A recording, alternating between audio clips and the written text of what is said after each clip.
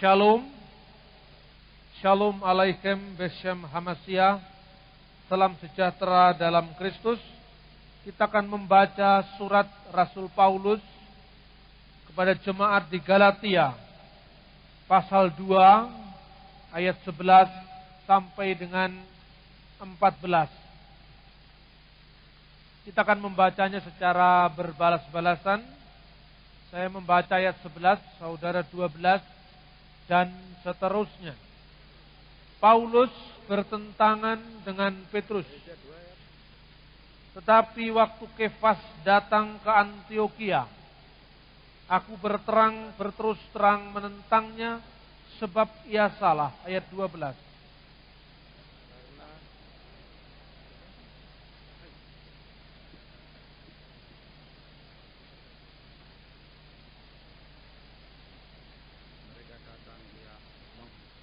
Dan orang-orang Yahudi yang lain pun turut berlaku munafik dengan dia, sehingga Barnabas sendiri turut terseret oleh kemunafikan mereka.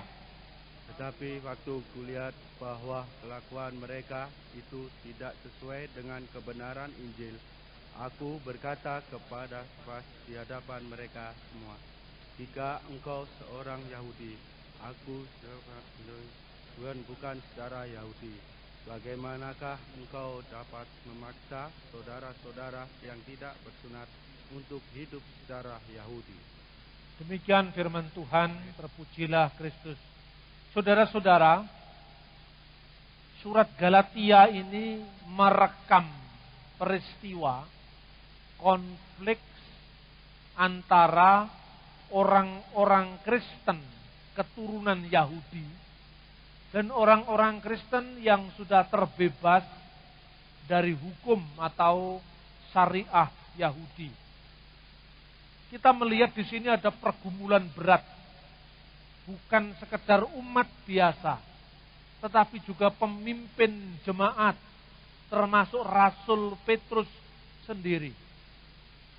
Sebelum kita menguraikan firman Tuhan ini, saya coba untuk memberikan rekonstruksi setting sejarah tentang kejadian di Galatia ini. Yang pertama-tama, kita tahu para rasul itu orang Yahudi. Dan orang Yahudi, saudara bisa saksikan sampai hari ini hidup di Israel. Orang Yahudi memiliki hukum yang sangat keras. Syariah, bahasa Arabnya, yang sangat keras. Dalam syariah agama Yahudi ada banyak sekali pantangan-pantangan. Misalnya mereka tidak boleh bekerja pada hari Sabat. Ada hukum tentang makanan dan minuman. Ada hukum tentang kenaziran. Dan dalam hukum makanan dan minuman itu misalnya orang Yahudi tidak boleh makan daging babi. Berdasarkan Imamat pasal 11. Orang Yahudi tidak boleh makan binatang yang mati lemas dan darahnya tertinggal dalam tubuh binatang itu. Orang Yahudi tidak boleh makan bukan sekedar babi, onta tidak boleh dimakan. Orang Yahudi tidak boleh makan cumi-cumi. Jadi orang Islam masih mendingan boleh makan cumi-cumi. Boleh makan lele. Orang Yahudi babi tidak boleh, lele dilarang, cumi-cumi dilarang. Jadi seafood itu kebanyakan cumi-cumi, tidak boleh dimakan. Itu orang Yahudi. Pergumulan ini dirasakan oleh Petrus, Yakobus, murid-murid lain yang semuanya berlatar belakang Yahudi. Petrus itu dicatat dalam Alkitab pergumulannya tatkala dia harus membawa Injil kepada orang-orang bukan Yahudi. Pertama-tama mungkin Petrus tidak merasakan. Kenapa? Karena selama Yesus masih bersama-sama dengan mereka, Yesus melarang sementara untuk mengabarkan Injil kepada orang-orang di luar batas daerah Yudea. Dia dilarang ke Samaria, dia dilarang keluar Israel. Karena prioritas utama pada saat itu, Injil harus digenapi dulu di kalangan orang Yahudi. Yesus berkata, aku diutus untuk domba-domba yang sesat di kalangan Bani Israel. Ayat ini ditafsirkan oleh saudara-saudara sepupu kita, seolah-olah kekristenan itu hanya untuk orang Yahudi. Padahal maknanya, seluruh karya Yesus digenapi dulu di Israel. Setelah itu baru Injil dibawa keluar. Kalau Yesus belum dibangkitkan, belum menggenapi kitab Taurat dan para nabi, padahal pusat Injil itu adalah kebangkitan Kristus, yang diberitakan apa? Karena kebangkitan itu adalah inti ajaran Kristiani, inti keselamatan Kristen. Yesus belum bangkit, yang diberitakan apa? Kalau Yesus tidak bangkit di antara orang mati, dia sama dengan nabi-nabi yang lain. Nabi-nabi yang sekedar memberitakan firman Tuhan dan bukan sang firman itu sendiri. Saudara-saudara yang terkasih, Petrus yang tidak pernah makan babi, karena dia tinggal di Israel, waktu itu tidak boleh makan babi, tidak boleh makan cumi-cumi, tidak boleh makan kodok, suike tidak boleh dimakan, coba. Lalu Injil harus diberitakan kepada bangsa lain. Ini semua dicatat dalam Alkitab. Kalau Injil diwartakan kepada bangsa lain, otomatis Petrus akan masuk rumah-rumahnya bangsa lain, dijamu makan, dijamu minum. Lah kalau misalnya dia dikasih suike, bagaimana? Kalau misalnya dia dikasih cumi-cumi, wah ini problem. Waktu di Yerusalem, Petrus belum mikir sampai ke sana. Pada saat dia mengabarkan Injil, yang dicatat di Kisah Para Rasul, dia memasuki rumah Simon, si penyamak kulit. Menurut hukum kenaziran Yahudi, penyamak kulit itu haram hukumnya. Karena tidak boleh menginapkan kulit itu sampai hari berikutnya. Menurut kitabnya syariah orang Yahudi, yaitu Talmud, memegang kulit binatang yang sudah menginap sehari itu haram hukumnya, najis. Disuruh menginap di Simon si penyamak kulit. Coba bayangkan bagaimana pergumulan perasaan Petrus. Sebentar lagi dia disuguhi makanan mungkin saksangnya orang Batak mungkin, atau apa itu rica-rica B2 mungkin. Wah, ini problem berat. Bukan karena Petrus tahu bahwa semua dalam Kristus hukum haram itu sudah dihapuskan. Tetapi karena nggak biasa saja. Sesuatu yang nggak biasa itu kan sulit dimakan. Pergumulan itu digambarkan dalam Kisah Para Rasul ketika Petrus mengalami penampakan ada keranjang yang diturunkan dari surga yang berisi moncongnya babi, yang berisi di situ ada cumi-cumi, ada macam-macam. Lalu Petrus mengatakan, saya tidak makan apa yang haram dalam mulut saya. Lalu suara Tuhan berkata, jangan kamu mengharamkan yang dihalalkan oleh Allah. Ya kan, sampai 3 kali. Ketika Petrus keluar, dia disuruh membaptis orang-orang yang bukan Yahudi. Itulah pertama pergumulan psikologis Petrus. Yang kedua yang dicatat di kisah di Galatia pasal 2. Petrus pergi ke Antiokhia. Kita tahu catatan sejarah, Antiokhia pusatnya di Syria.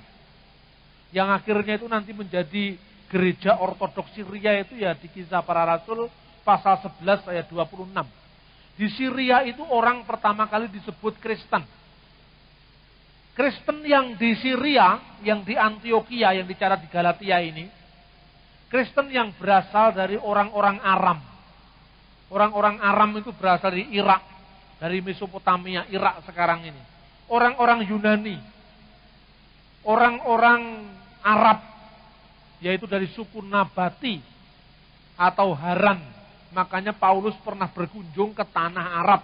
Itu yang dimaksud Haran di sekitar Syria. Itu keturunan Ismail dari suku Arab. Dan juga 20% orang Yahudi yang waktu itu menghuni kota Antioquia. Di situ problemnya semakin sulit. Jemaat yang di Yerusalem, yang disebut orang-orang Nosrim atau orang-orang Nasrani. Nasrani itu artinya pengikut Yesus orang Nazaret. Yang di Antioquia disebut Kristen, pengikut Yesus Sang Kristus. Makanya disebut Kristianoi, orang Kristen. Nah ini sejarahnya. Orang Kristen ini pengikut Kristus dari latar belakang non-Yahudi campur baur di situ. Orang Nasrani yang di Yerusalem pengikut Yesus dari kalangan orang Yahudi dengan hukum-hukum syariah yang tadi disebutkan. Ini sejarahnya. Kemudian budaya mereka, wah, langit dan bumi tidak sama. Begitu jauhnya corak hubungan antara mereka, sama sekali tidak sama. Di situ terjadi konflik. Ada orang-orang Farisi yang sudah masuk Kristen. Mereka mengajarkan, kalau kamu tidak disunat dan mematuhi hukum Musa, termasuk hukum makanan dan minuman, kamu tidak bisa diselamatkan. Ajaran ini merambah di mana-mana, mempengaruhi orang Antioquia ini. Petrus di saat itu menjadi pemimpin gereja di Antioquia dengan segala macam pengalamannya tadi.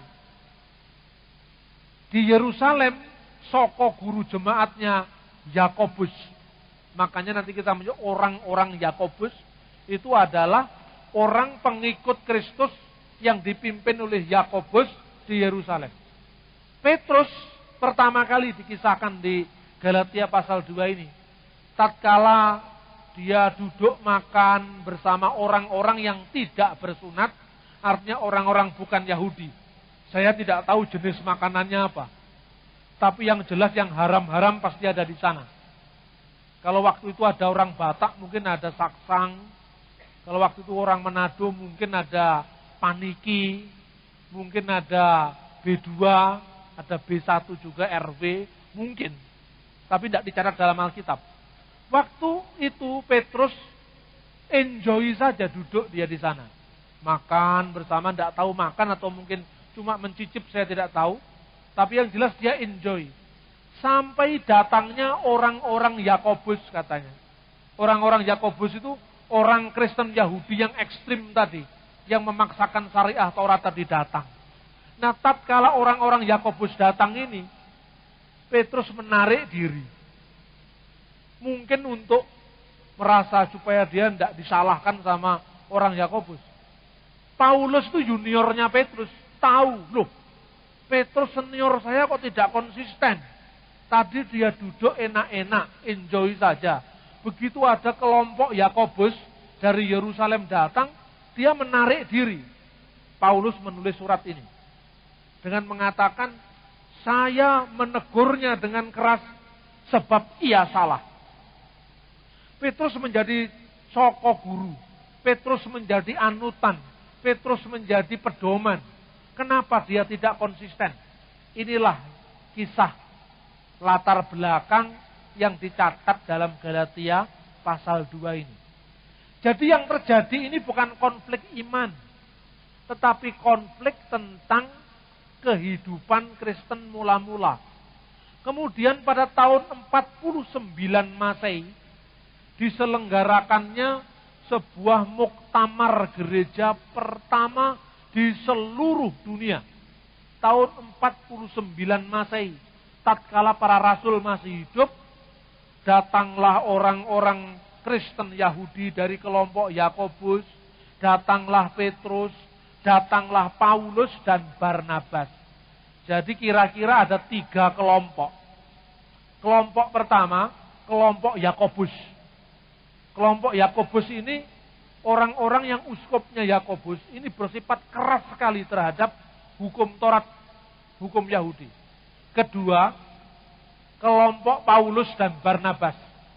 Kelompok Paulus dan Barnabas ini adalah kelompok diaspora.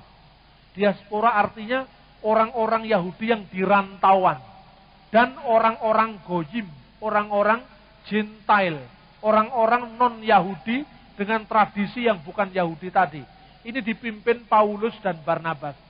Antara Paulus dan Barnabas itu ada kelompok poros tengah, yaitu kelompoknya Petrus. Jadi para rasul dulu pun itu sudah ada keragaman, jadi bukan sekarang.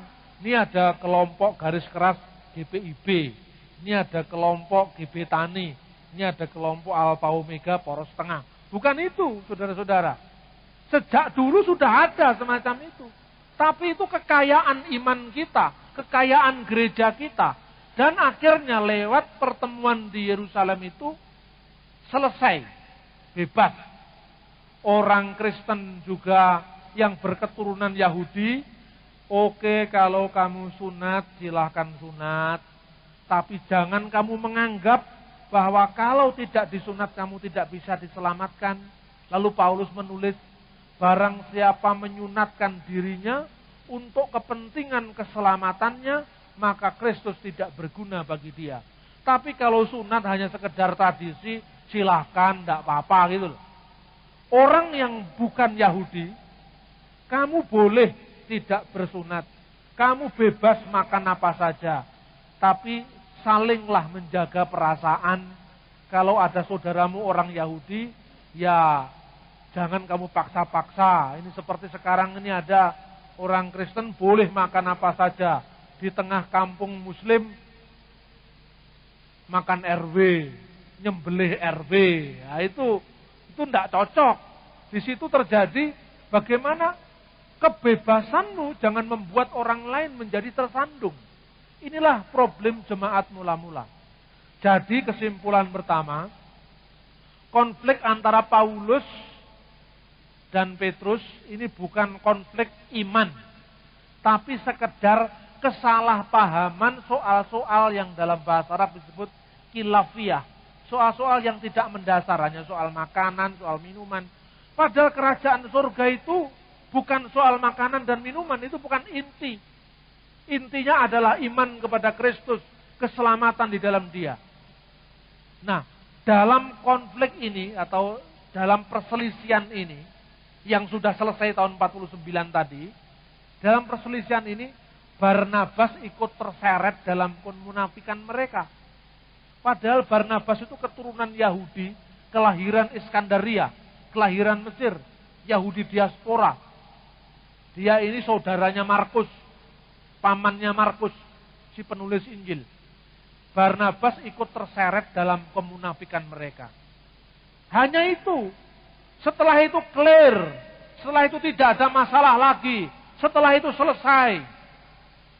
Tapi tiba-tiba muncul publikasi baru pada abad 16, judulnya Injil Barnabas. Memanfaatkan teks kitab suci ini untuk mencari pembenaran. Apa katanya? Sejak semula Paulus sudah konflik dengan Barnabas. Karena ini menurut Injil Barnabas ini, Paulus itu memalsukan ajaran Yesus. Paulus itu orang yang bertanggung jawab dengan ajaran Tritunggal, ajaran ketuhanan Yesus, ajaran dosa waris, ajaran penebusan. Ini semua karangan Paulus, bukan ajaran Yesus. Karena itu Barnabas mengumpulkan Injil-Injil yang lain yang kemudian dikenal dengan Injil Barnabas. Ini kisah yang sekarang beredar. Aslinya tidak seperti itu. Anda sudah saya kasih penjelasan latar belakang bahwa konflik antara Paulus dan Petrus yang menyeret Barnabas dalam kemunafikan mereka itu hanya masalah-masalah makanan, minuman, cara berpakaian, Yahudi dan bukan Yahudi. Tidak ada kaitan dengan ketuhanan Yesus. Tidak ada kaitan dengan doktrin Allah itu Bapa, Putra, dan Roh Kudus. Tapi publikasi yang namanya Injil Barnabas, kalau Anda pergi ke toko buku Gunung Agung ini ada Injil Barnabas. Dan itu katanya orang Islam adalah Injil yang asli. Karena Injil itu ditulis oleh Barnabas. Kenyataannya Injil itu bukan tulisan Barnabas. Bahkan ini dongeng burungnya begini. Kabar burung. Menceritakan bahwa asal-usul penemuan Injil yang disebut Injil Barnabas itu, ada seorang biarawan rahib namanya Fra Marino yang hidup pada abad 16. Dia seorang pastor yang hidup pada masa Paus Sixtus kelima tahun 1595. Pada suatu hari, kata dongeng burung tadi, dia mengunjungi perpustakaan Vatikan katanya. Di perpustakaan itu kemudian dia menemukan sebuah buku yang berkulit binatang, sampulnya dari kulit binatang, tertulis Evangelium Barnaba katanya. Lalu dia baca. Dia baca penasaran, loh ini kok ada Injil lain selain Injil Matius, Markus, Lukas, Yohanes. Dia baca, lalu tertulis di situ. Begitu dia baca, ada ayat yang mengatakan, tatkala Adam dan Hawa diusir dari surga, Adam menyesal, Hawa juga menyesal. Lalu berdoa kepada Allah, menengadahkan tangan keduanya ke langit. Lalu di langit itu ada tulisan cahaya yang ditulis dengan jari Allah. Berbunyi, Asyhadu alla ilaha illallah wa asyhadu anna Muhammadar Rasulullah. Sesungguhnya saya bersaksi bahwa tidak ada ilah selain Allah. Dan saya bersaksi bahwa Muhammad adalah utusan Allah. Sekaligus spontan dia langsung masuk Islam. Tetapi Injil itu dicurinya, dimasukkan ke dalam sang mantel bajunya, lalu keluar dan mulailah dipublikasikan Injil Barnabas yang baru ditemukan dalam tanda kutip tadi ke seluruh dunia. Pada tahun 1907, seorang intelektual Kristen dari Inggris, dari London, namanya adalah Mr. Lonslet dan istrinya Laura Rack, menerjemahkan Injil ini dari bahasa Itali, Injil palsu ini dalam bahasa Itali ke dalam bahasa Inggris dengan judul The Gospel of Barnabas. Sebanyak 80 halaman menceritakan kepalsuan Injil ini dari bukti-bukti sejarah yang ada. Pada tahun 1908, Injil dalam bahasa Inggris ini diterima oleh seorang Kristen Koptik, seorang Kristen Ortodok Koptik, namanya Sayyid Al-Duktur Khalil Sa'adah. Ini orang Kristen ini. Khalil Sa'adah ini orang Kristen. Kalau Khalil tangga saya tukang sate. Dia terjemahkan dalam bahasa Arab, judulnya Injil Barnaba. Dengan semua telaah kritisnya tadi. Kemudian tahun 1969, ketika Profesor Dr. Ahmad Salabi dari Universitas Al-Azhar menjadi dosen tamu di IAIN Sunan Kalijaga Jogja, dia mulai memperkenalkan Injil palsu ini, seraya mengatakan Injil ini dapat digunakan sebagai alat dakwah kepada orang Kristen. Lalu setahun kemudian, 1970, ditulislah terjemahan bahasa Indonesia dari naskah Arab oleh Bakhtiar Effendi dengan judul Injil Barnabas sebanyak 2 jilid. Tahun 1980-an dikeluarkan lagi terjemah Injil Barnabas dari naskah bahasa Inggris oleh Rahnib MBA, diterbitkan Bina Ilmu Surabaya. Tahun 1989 terbit pertama kali buku Sayyid Bambang Nursena, judulnya Telaah Kritis atas Injil Barnabas, diterbitkan Yayasan Andi Yogyakarta, tatkala Sayyid itu masih berumur 23 tahun. Dan Sayyid Bambang itu sayalah orangnya.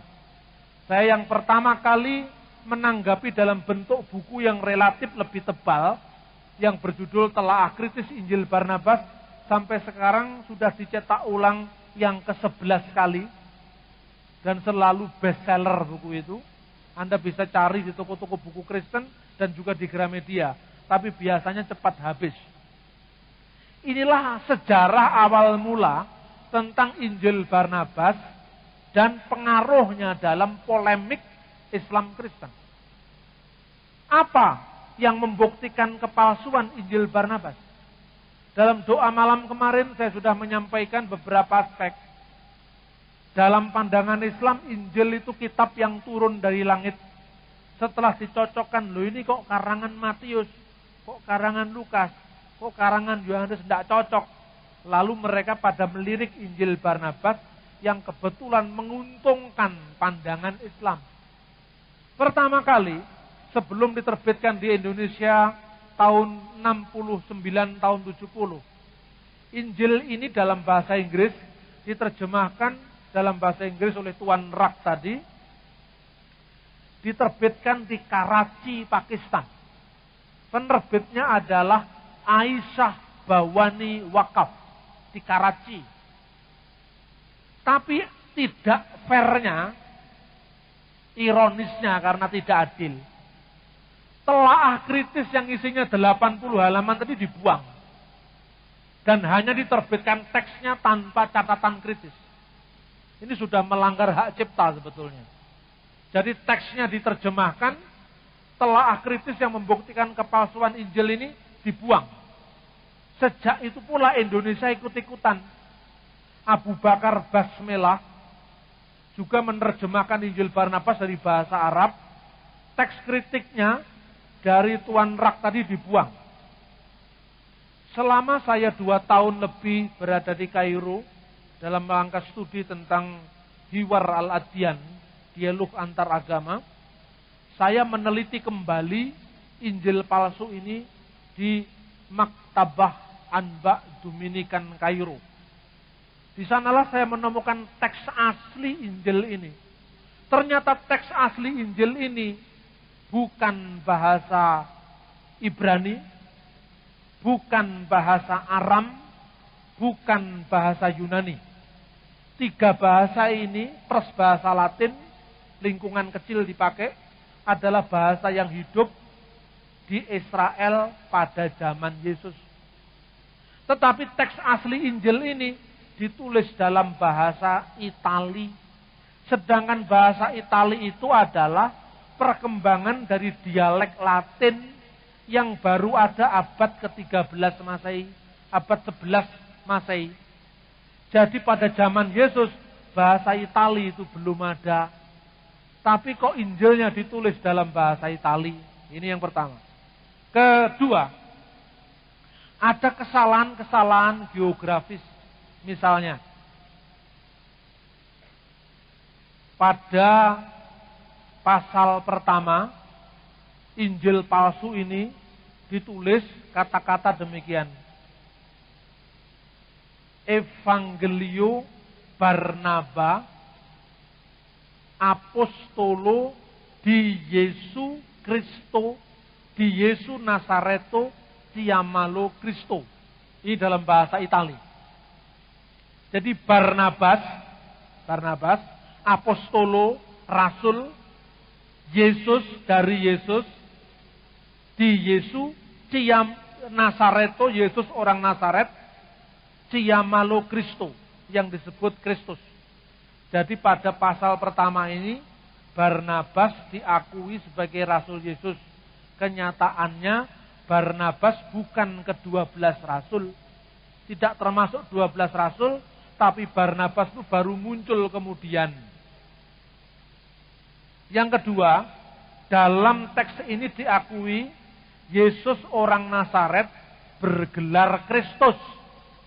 Chiamalo Cristo.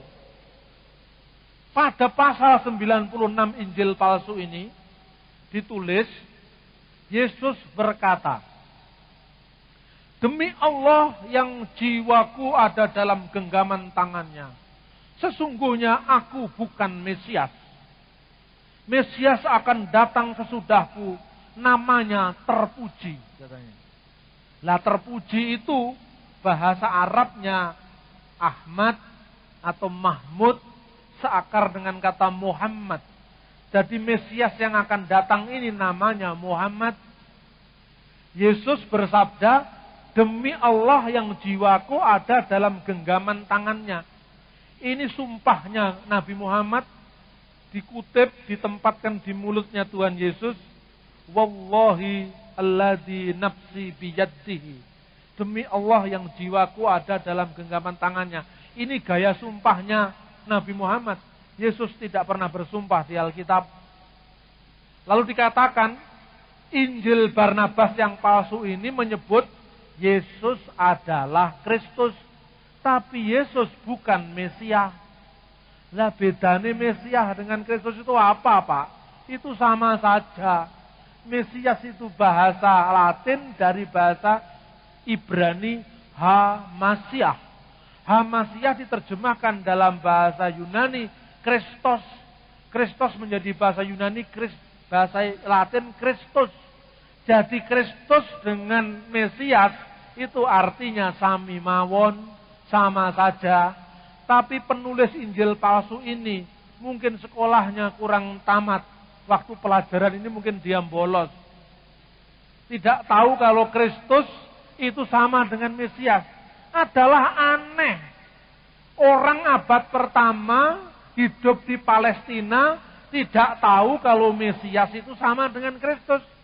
Sama dengan orang hidup di Surabaya tidak tahu bedanya, seolah tidak tahu persamaannya antara ayam, pitik dengan chicken. Sama dengan dikatakan, makan apa Pak tadi malam? Oh, makan pitik bakar. Saya tidak makan chicken, tidak. Saya tidak makan ayam, makan pitik aku katanya. Lho podo ae, Bes. Pitik karo ayam karo chicken sami mawon. Kalau ada orang yang mengatakan itu, berarti itu bukan orang Surabaya. Karena tidak tahu bahwa ayam, pitik, chicken itu sama. Begitu juga penulis ini tidak tahu kalau Mesias dengan Kristus itu sama. Berarti dia bukan orang Yahudi, bukan orang Israel. Apalagi muridnya Tuhan Yesus. Gampang membuktikannya. Yang kedua, geografisnya salah. Dikatakan gini. From Jerusalem, Jesus went up to Kapernaum. Dari Yerusalem, Yesus naik ke Kapernaum. Nah ini. Padahal Kapernaum itu kota di pesisir pantai Galilea. Berarti Yerusalem lebih tinggi dari Kapernaum. Mestinya from Jerusalem, Jesus went down to Kapernaum. Tapi dikatakan went up to Kapernaum. Salah lagi. Berarti penulisnya bukan orang Yahudi, apalagi muridnya Yesus. Lalu setelah dari Kapernaum, Yesus berlayar ke kotanya Nazaret. Yang nggak bisa dilayari, Pak. Nazaret itu kota-kota perbukitan. Nggak ada pantainya di sana. Karena apa? Penulisnya bukan murid Yesus. Sama dengan orang mengatakan, saya dari Surabaya went down to Malang. Salah itu.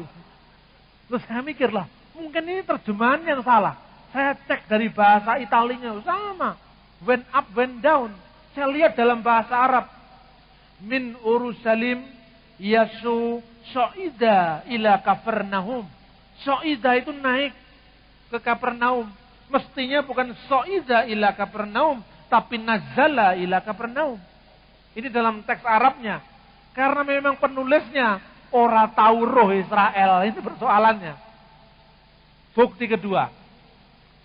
Lalu bukti ketiga, saudara-saudara, digambarkan, kalau yang pertama tadi, Al-Quran sendiri tidak pernah menjuluki Muhammad sebagai Mesias. Bahkan Al-Quran mengatakan Al-Masih Isa bin Maryam. Al-Masih adalah Isa anaknya Maryam. Tidak pernah ada ungkapan Al-Masih Muhammadur Rasulullah, tidak pernah ada. Jadi Injil Barnabas ini tidak cocok dengan Al-Quran sendiri. Jelas. Mau diputar seperti apa lagi? Ada banyak hal, ayat-ayat yang saling kontradiksi dalam Injil Barnabas. Misalnya, situasi politik. Anda bisa membayangkan dalam Injil Barnabas ditulis, Lazarus, saudaranya Marta dan Maria Magdalena, membeli sebuah desa, yaitu desa Magdala. Abad pertama, orang Yahudi dijajah Roma. Jangankan membeli kota, tidak terbayangkan. Semua dikontrol orang Yahudi, dikontrol orang Romawi. Tidak mungkin. Ini hanya mungkin membeli kota, membeli pulau. Itu hanya mungkin setelah era kapitalisme di Eropa. Berarti Injil ini produk Eropa, abad pertengahan.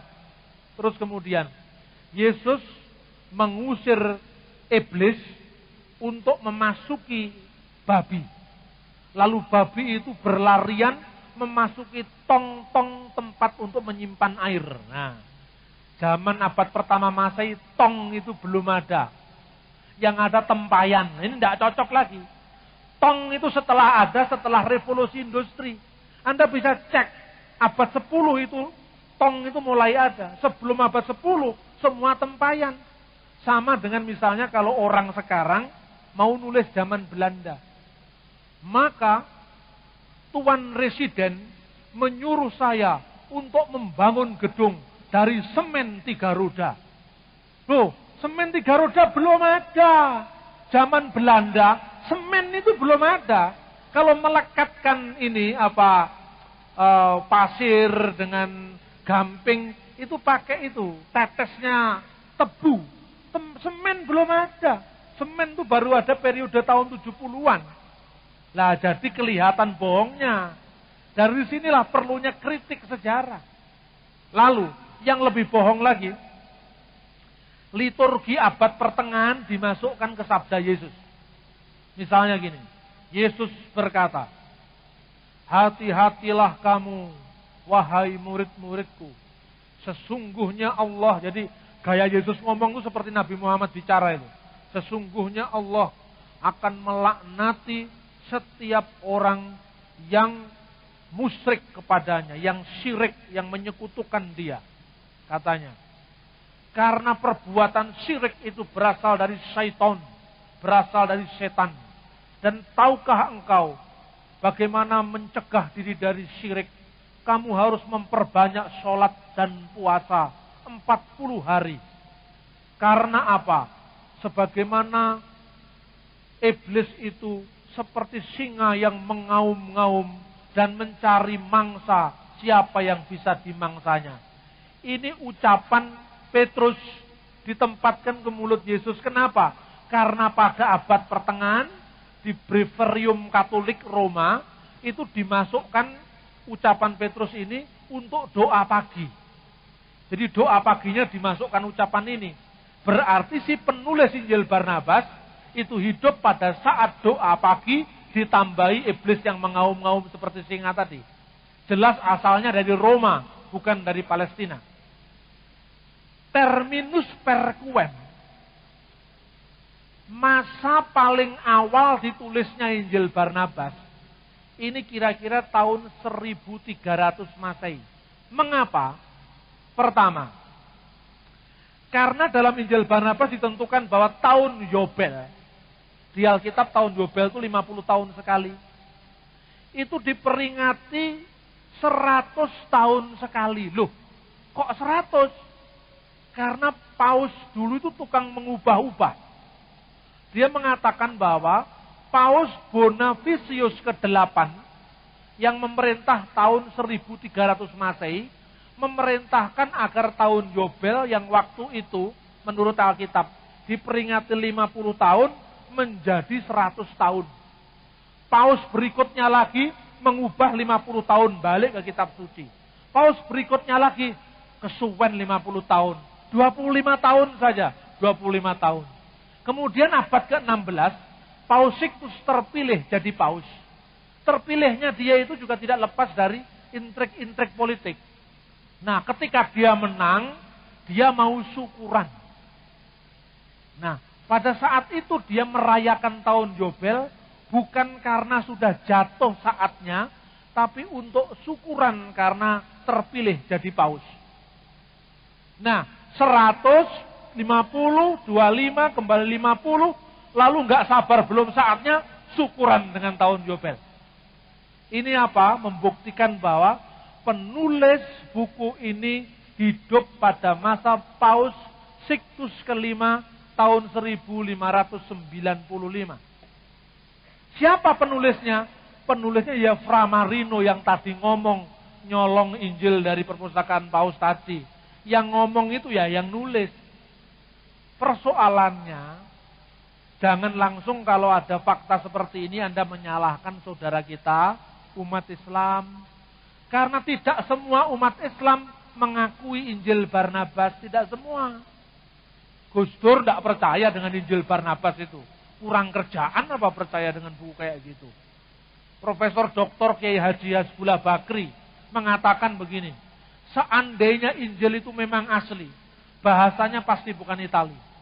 Bahasanya pasti Ibrani atau Yunani atau Arab. Karena bahasa Itali belum ada pada zaman Yesus. Lalu dia mengatakan kemungkinan Injil ini ditulis pada akhir abad ke-15. Itu Pak Hasbullah Bakri. Banyak tokoh-tokoh Islam yang tidak mau terima Injil Barnabas ini sebagai publikasi palsu. Tapi kalau Anda pergi ke Masjid Al-Falah, pasti Abdullah Wasian percaya itu. Karena memang Pak Abdullah Wasian minta maaf, agak kurang cerdas dalam soal sejarah ini. Ini penting sekali dalam hal apa? Tidak mungkin muridnya Yesus menulis tidak ngerti geografisnya Israel, salah dalam terminologi, salah dalam tahun Yobel. Bagaimana mungkin dia orang Yahudi kok tidak tahu tradisinya sendiri? Nah ini saudara-saudara. Bahkan sejarahnya pada saat itu, ini penting dicatat pada saat itu, Gereja Katolik itu mengabarkan Injil dengan kekerasan. Memiliki program yang namanya inkuisisi.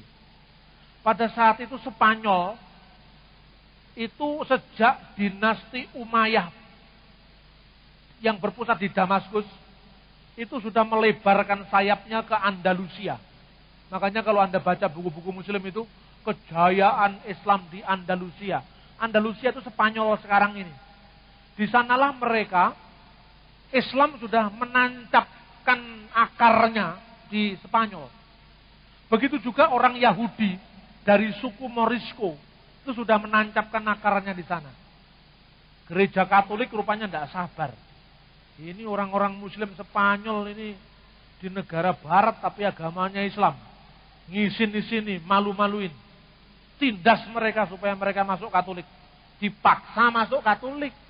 Lah orang dipaksa itu ya pernah hatinya tetap berontak. Semut didek aja protes apalagi manusia. Fra Marino ini termasuk orang-orang yang dipaksa masuk Katolik. Tapi dia ini sempat sekolah teologi sampai tamat di Roma. Sampai dapat gelar sarjana teologi. Sampai ditahbiskan jadi imam, jadi pastor. Tapi hatinya tidak pernah percaya pada Yesus. Hatinya adalah Muslim. Daripada saya ditindas, lebih baik pura-pura jadi Kristen. Tapi dendamnya luar biasa pada gereja Katolik. Akhirnya balas dendam, nulis Injil palsu tadi. Nulisnya terlalu semangat. Injil itu biasanya tidak sampai 30 pasal. Injil Matius 28 selesai. Injil Markus malah hanya 16 pasal selesai. Yohanes 22 selesai. Lukas 24 selesai. Dia nulis saking gregetennya. Nulis Injil Barnabas itu 222 pasal. Loh ini. Kalau bukan orang gregeten nggak mungkin nulis setebel itu. Setelah itu masih kurang pekerjaan lagi dia karena orang dendam tadi. Dia nulis terjemahannya dalam bahasa Spanyol. Ditulisnya Injil dalam Barnabas yang dia yang bikin, dia yang terjemahkan sendiri. Ditulis dalam bahasa Spanyol, judulnya Evangelium Barnabe. Dalam bahasa Spanyol itu ditulisnya itu teksnya sebagian ada kutipan-kutipan Arab. Ada teks Arab di bawah kata Dios ditulis Allah gitu. Dan ketika diteliti oleh seorang sarjana dari Mesir, namanya adalah Jos Hanawati.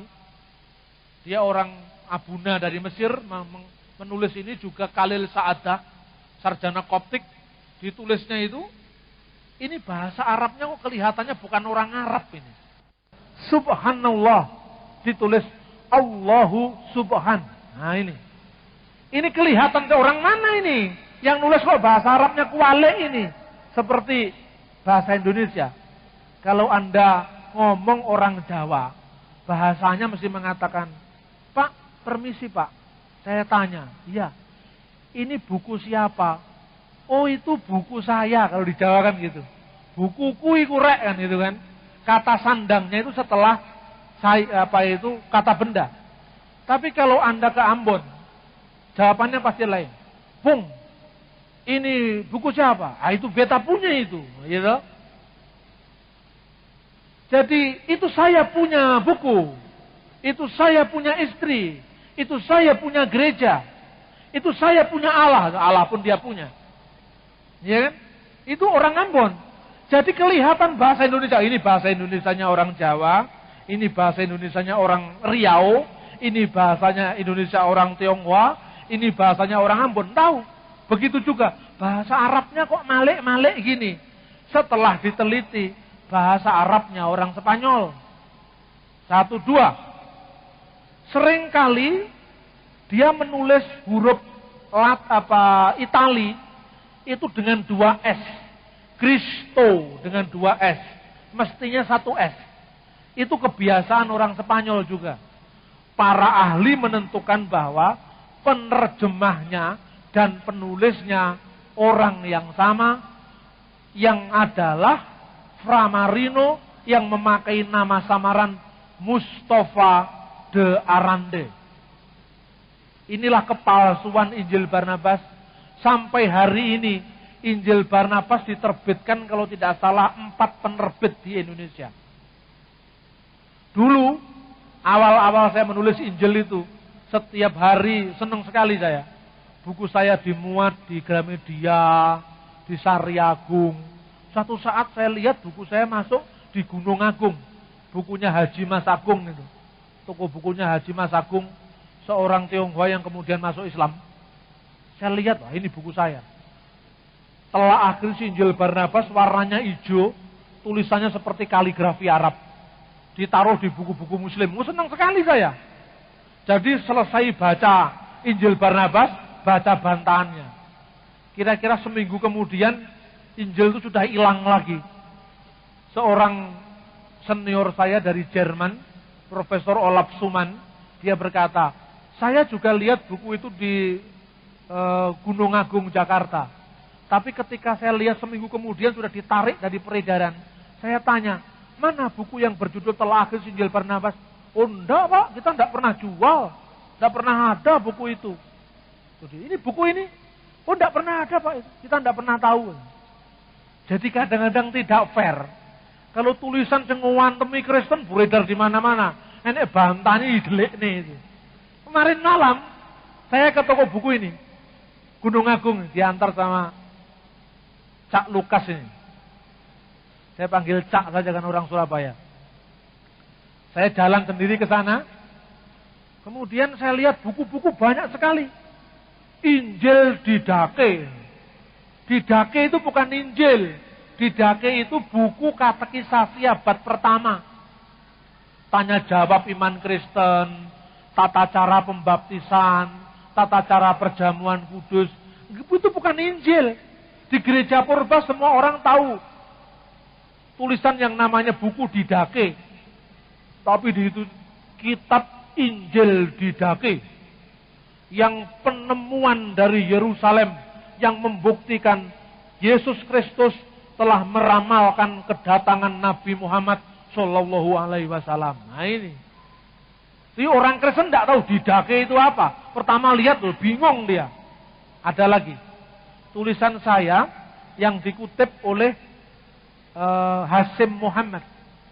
Judul bukunya Kristologi Qurani, Telaah Kontekstual Ajaran Kristen dalam Al-Quran.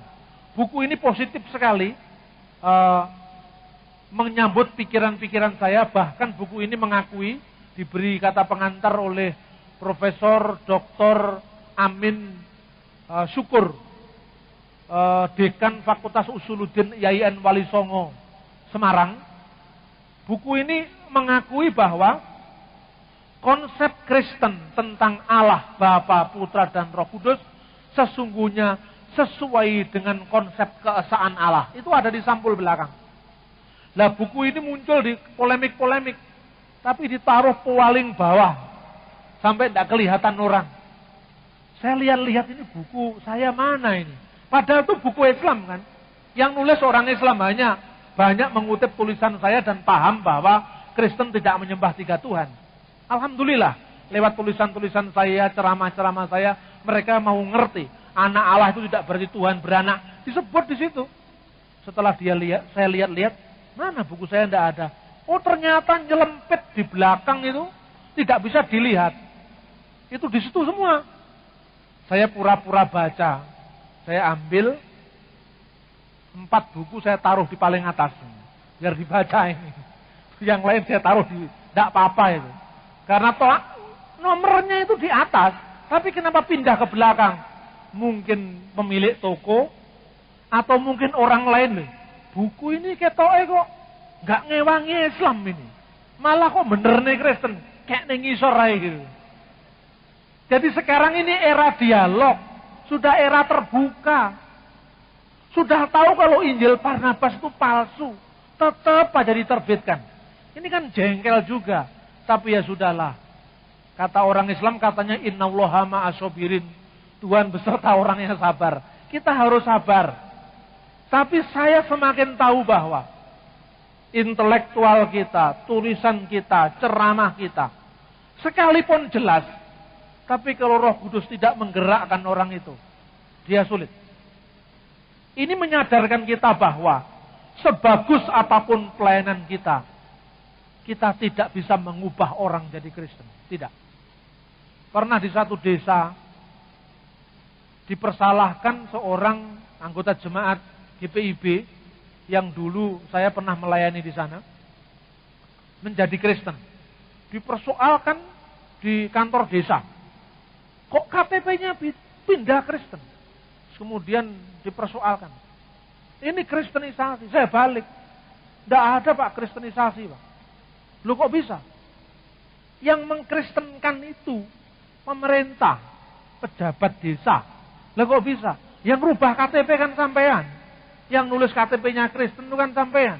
Kita tidak butuh KTP Kristen atau Muslim. Kristen itu ada di hati. Loh kok bisa gitu? Tidak seorang pun bisa mengubah iman pikiran seseorang kalau bukan Roh Kudus. Itu keyakinan saya. Jadi kristenisasi tidak ada.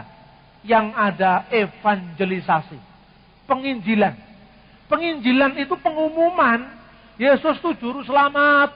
Sopo sing percaya munggah swarga, sing ra percaya karepmu itu loh. Itu Injil. Lah kon percaya, alhamdulillah, gak percaya gak apa-apa. Itu namanya pengumuman. Islam juga gitu. Katanya berdakwah illa billati hiya ahsan, kecuali dengan cara yang sebaik-baiknya. Kalau berdakwah itu manggil, da'a itu memanggil. Berdakwah itu memanggil orang ke jalan Allah. Kalau mau silahkan, tidak mau tidak apa-apa kan gitu. Lah sekarang di televisi ada pengislaman. Itu yang pagi itu loh, yang Arifin Ilham, yang jenggotnya kecil itu. Itu kalau berdoa seperti orang karismatik kalau berdoa. Jadi sebelum Arifin Ilham itu sudah ada orang karismatik. Berdoa, mereka nyanyi dulu. Setelah nyanyi, dia mengatakan, ya Allah, hamba-Mu ini lemah, tidak mampu berbuat apa-apa ya Allah. Engkaulah Malikul Muluk, Raja segala raja. Lihatlah kami ya Allah, saudara-saudara. Ini kan cara karismatik sebetulnya. Dicontoh, tidak apa-apa lah. Nyontoh-nyontoh yang baik juga tidak apa-apa. Ekspresif, doa yang ekspresif. Itu pola karismatik. Tapi setelah itu yang tidak enak. Alhamdulillah ayahanda katanya, ada apa yang dipanggil ayahanda? Pada pagi hari ini, salah seorang kru dari TPI ini sudah mendapatkan nur Allah dan dia sudah masuk Islam. Diumumkan di layar televisi. Nah kemudian ada di internet itu, nama saya muncul di sana. Kalau Anda buka Google itu, Anda tulis Bambang Nursena, banyak sekali. Yang pro, yang kontra banyak. Ditulis gini. Bambang Nursena ini adalah kelompok yang menggagas munculnya Kristen Arab di Indonesia. Ini sangat bahaya sekali. Karena identitasnya mengaburkan dengan umat Islam. Katanya gitu. Pengaburan. Terus di dalamnya ditulis mengutip hadis yang isinya menunjukkan keunggulan Yesus daripada Muhammad. Nah ini kan bukan kritikan. Ini kan sebetulnya menunjukkan ketidakmampuan berdialog. Saya ini Kristen Pak D. Kalau saya ngomong Yesus di atas Muhammad, ya mesti saja itu hak asasi saya untuk mengatakan Yesus lebih tinggi daripada Muhammad. Kalau saya mengatakan Yesus lebih rendah dari Muhammad, tempilingin aku. Saya bukan orang Kristen. Apalagi ngomong di sini sebagai seorang pemwarta firman Tuhan. Tapi kalau ada orang Islam mengatakan Nabi Muhammad Sallallahu Alaihi Wasallam adalah kataman nabiyyin, nabi penutup, nabi pamungkas, tidak ada nabi sesudahnya. Kan haknya dia. Kita kan tidak marah. Kenapa harus marah? Karena itu keyakinan orang Islam. Tapi juga jangan marah kalau misalnya ada orang lain yang mengatakan Mirza Ghulam Ahmad adalah nabi setelah Muhammad. Jemaah Ahmadiyah lah kemudian dilempari batu di sana Bogor. Tidak seperti itu. Kristen itu jengkel juga sebetulnya. Seperti jengkelnya orang Islam. Kok setelah Muhammad ada nabi? Kita juga kadang-kadang mikir, lah Yesus itu sudah menjadi puncak pernyataan ilahi. Dulu ngomong dengan nabi-nabi. Nabi-nabi wis entek. Saiki anak Allah langsung. Firman Allah langsung turun ke dunia. Kok masih ada nabi lagi? Loh itu kan nabi mereka. Bukan nabi saya, titik sudah. Nggak usah usil dengan orang lain. Bahkan Kristen. Dirongrong dengan ajaran lagi yang namanya Mormon. Mormon di Amerika. Dia mengatakan, nabi setelah Kristus yang menyempurnakan gereja Kristus adalah Joseph Smith. Nah, satu negara bagian di Amerika, Utah, mayoritas Mormon. Tapi hak asasi silahkan. Wong Yesus mengatakan, biarkanlah ilalang itu tumbuh bersama gandum sampai musim menuai. Kan gitu. Setiap agama punya pandangan, agama saya, pilihan saya benar.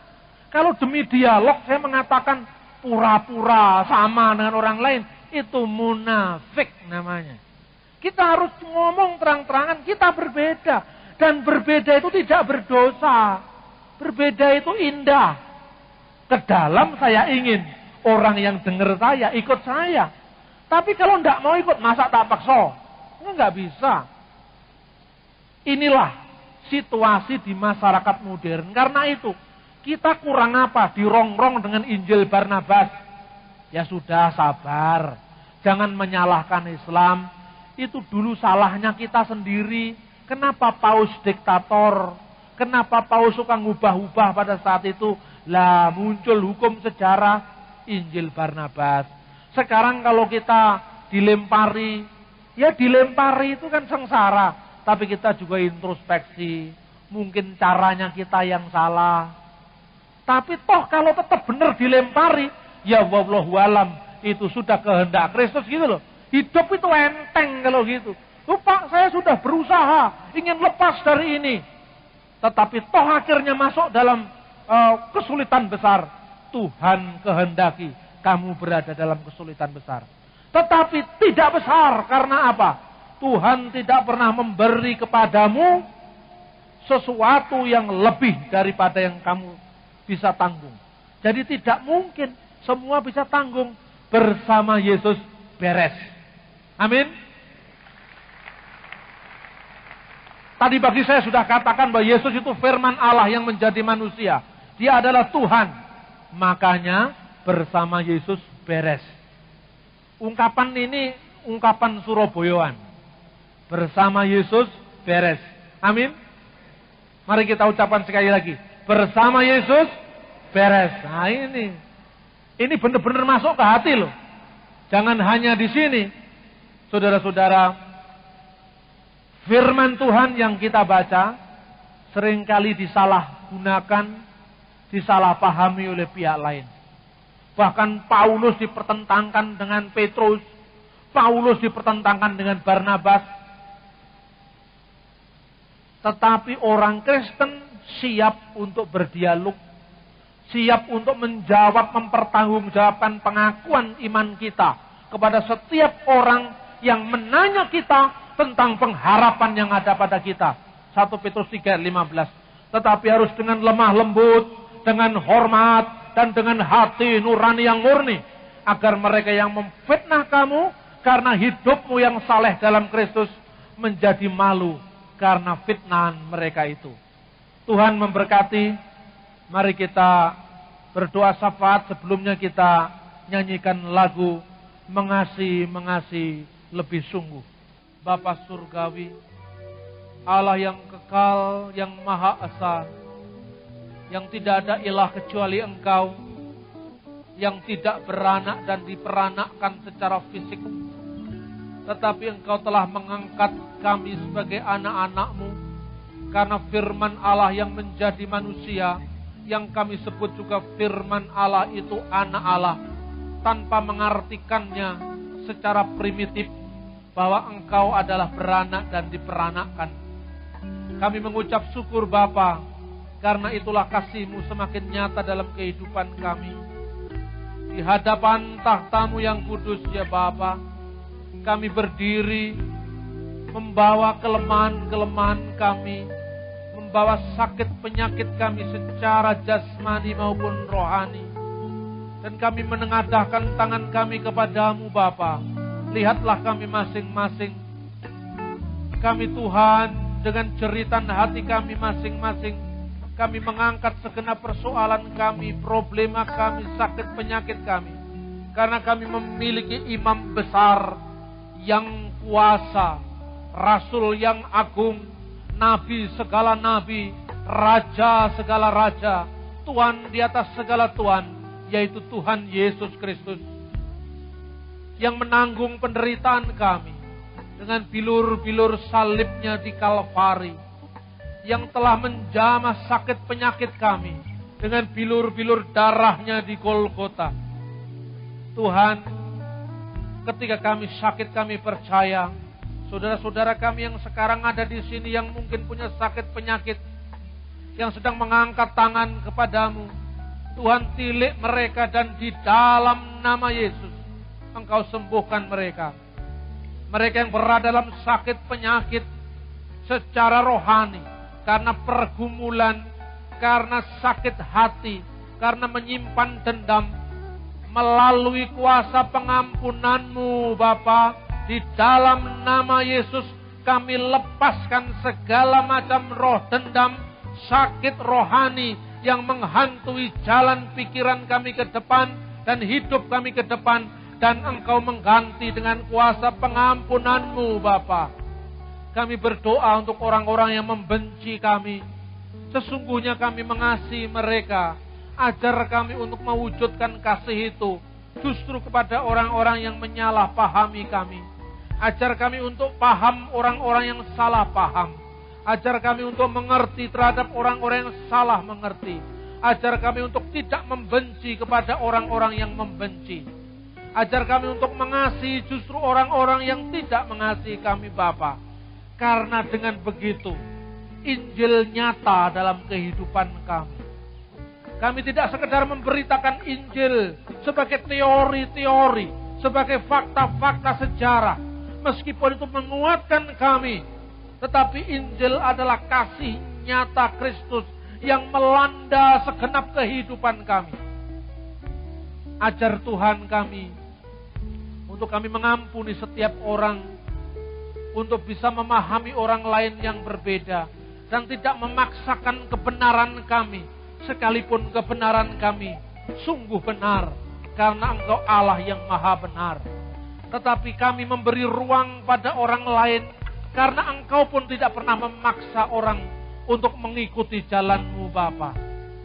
Tetapi kirimkan Roh Kudus-Mu, agar Roh itu sendiri yang menyadarkan mereka, membuat mereka berbalik, tidak membenci, tetapi dengan cinta Yesus, cinta gerejanya, dan mengikuti Engkau. Terima kasih Bapa.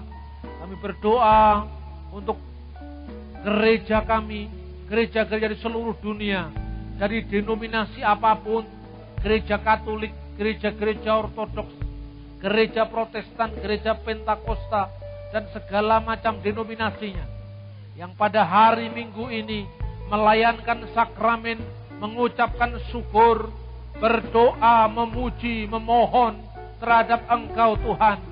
Tilik dan jawab mereka satu persatu. Curahkan berkat-Mu atas kami satu persatu Bapa. Karena itulah makanan jiwa kami. Karena itulah makanan rohani kami, yaitu berkat firman Allah yang tidak akan pernah bisa berubah dan binasa. Terima kasih Bapa. Kami berdoa untuk presiden kami, wakil presiden, para menteri kabinet Indonesia Bersatu, para pemimpin-pemimpin partai, para pemimpin-pemimpin di daerah, bahkan juga pilkada-pilkada yang sekarang berlangsung dan masih berlangsung. Kiranya Roh Kudus memimpin dengan hikmat duniawi mereka, agar mereka dalam mengelola dunia ini berdasarkan hikmat surgawi yang daripadamu, sekalipun mereka tidak berada dalam Kristus. Bapa Surgawi, kami serahkan bangsa negara kami, gerejamu, seluruhnya ke dalam tangan Tuhan. Kami juga berdoa untuk saudara-saudara kami yang berada dalam pergumulan dengan pekerjaan mereka, bisnis mereka, anak-anak sekolah kami yang berada di perguruan tinggi juga Tuhan, dengan biaya pendidikan yang semakin mahal. Beri Tuhan memberikan kami hikmat dan berkat-Mu agar mencukupi setiap kebutuhan kami. Karena kami percaya bahwa Engkau tidak akan pernah meninggalkan anak-anak-Mu dalam kekurangan, dalam kenestapaan, dalam kemiskinan. Kami percaya Engkau memberkati kami karena Yesus Kristus Tuhan kami. Terima kasih Bapa, agar semuanya itu menjadi bukti bahwa Engkau mengasihi kami anak-anak-Mu. Dan dunia melihat, dunia menyaksikan betapa anak-anak-Mu diberkati, sehingga membedakan kami dengan yang lain. Khususnya berkat rohani yang tidak pernah bisa musnah, sekalipun tubuh kami akan mati.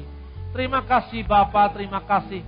Kami juga berdoa untuk kegiatan pekabaran Injil di seluruh dunia. Kiranya Tuhan memberikan hikmat, urapan-urapan yang baru, metode-metode yang baru, melalui Roh Kudus.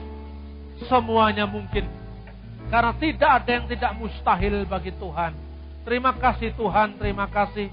Kami sudah berdoa, kami menyeru nama-Mu, kami mengucap syukur hanya di dalam nama Yesus yang sudah mengajarkan kami berdoa. Abanalladzi fis samawat liyataqaddas ismuka liyati malakutuka litakun masyiatuka ma fis samai kadzalika 'alal ard. Kubsana kafafana adinal yaum waghfir lana dzunubana kama naghfiru nahnu aidan lil mudnibina ilaina wa la tudkhilna fit tajribah lakin najinna minasirir. Bismillah biwalibni wa rahil qudus al ilah waqid. Demi nama Tuhan Yesus Kristus, Tuhan dan Penyelamat kami sudah berdoa dan mengucap syukur. Haleluya. Kita semua yang percaya sama-sama kita ucapkan amin. Tuhan memberkati. Shalom.